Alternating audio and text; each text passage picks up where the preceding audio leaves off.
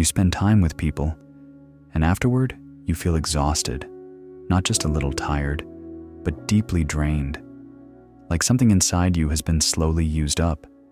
Even when nothing bad happened, the conversation was normal. No argument, no conflict, no pressure. And yet, when it's over, you feel like you need to be alone, to recover, to reset. Sometimes you even question yourself. Why does this affect me so much? Why can't I just enjoy being around people like others do?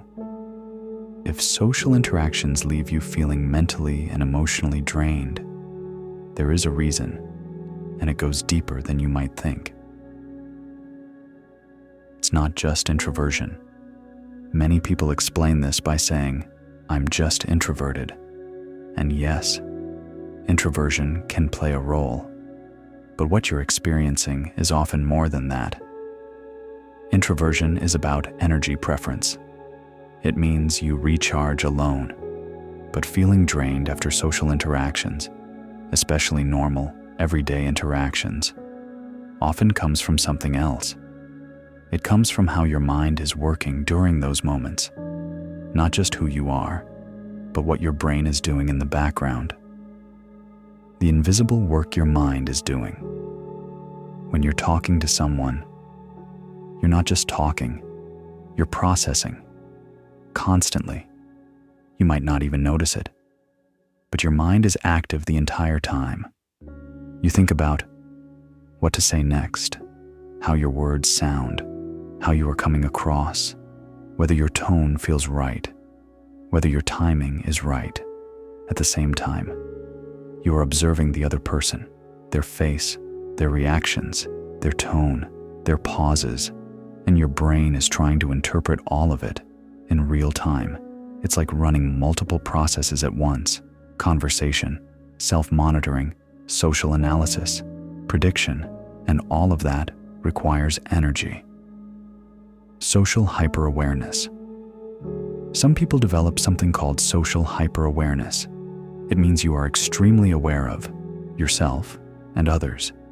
You notice things most people don't: small changes in tone, tiny facial expressions, moments of silence, shifts in energy, and your brain immediately tries to understand what it means.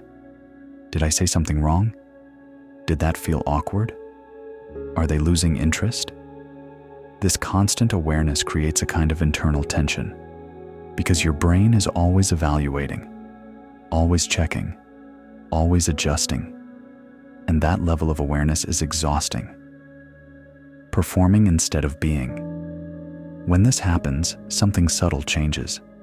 You stop simply being and start performing. You adjust your personality slightly. You filter what you say. You think before every response.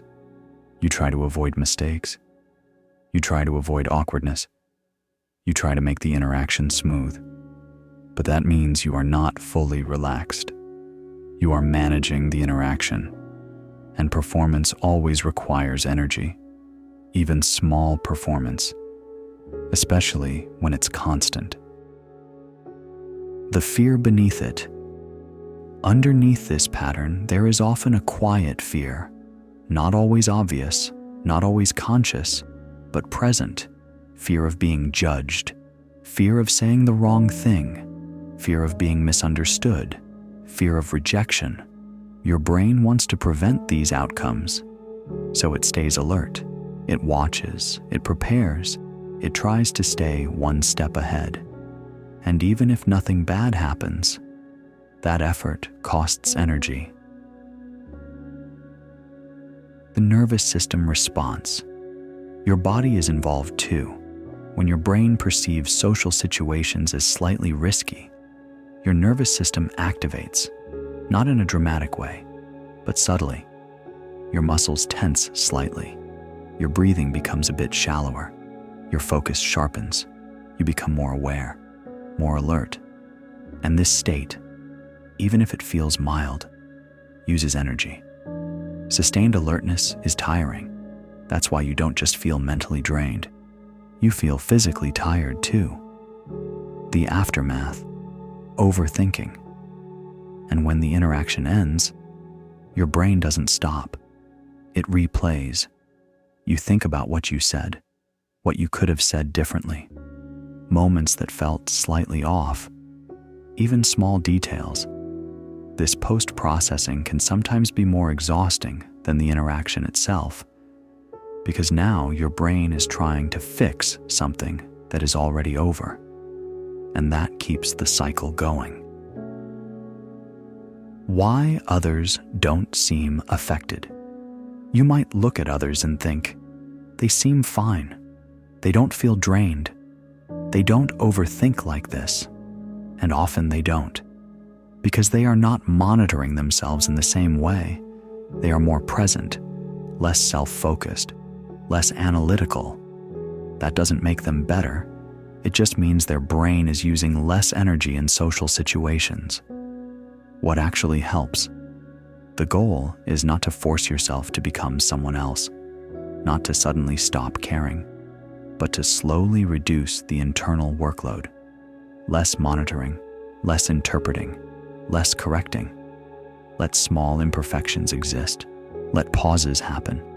Let conversations be slightly imperfect.